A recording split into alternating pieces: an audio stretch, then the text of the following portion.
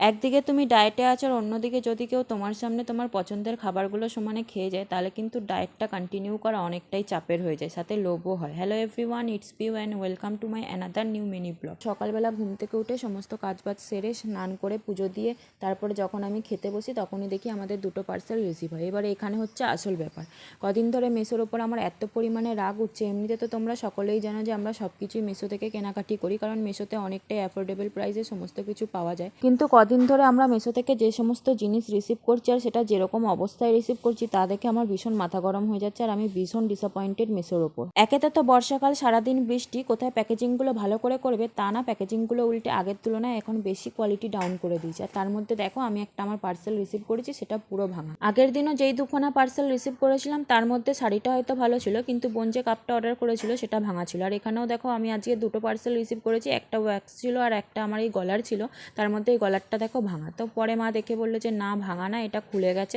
কিন্তু আমার কথা হচ্ছে তারা এরকম প্রোডাক্ট কেন দেবে? একেতে তো 5 দিনে ডেলিভারি হওয়ার জায়গায় সেখানে দেয় 9 দিন 10 দিনে ডেলিভারি। তার মধ্যে যখন প্রোডাক্টটা এসে হাতে পৌঁছায় তখন যদি সেটা এরকম হয় তাহলে সেক্ষেত্রে মাথাটা তো গরম হওয়ারই কথা, তাই না? আর এখানে কিন্তু আমরা যে ওয়্যাক্সটা রিসিভ করেছিলাম সেটাই ট্রাই করছিলাম, যেহেতু ফার্স্ট টাইম ওয়্যাক্সিং করছি তাই একটু নার্ভাসও ছিলাম। হ্যাঁ, এটা কিন্তু যথেষ্ট পেনফুল ছিল, কারণ আমার কিন্তু ভীষণ লেগেছে। এই সূত্রে তোমাদের বলে রাখি আমাদের কিন্তু সামনের মাসেই প্রি ওয়েডিং, আর প্রি ওয়েডিং এর জন্য আমি কিন্তু অনেক কিছুই কেনাকাটি করেছি। একটা পার্টিকুলার ভিডিওতে তোমাদের সবটাই দেখাবো। আজকের মতন আসি তাহলে, টাটা।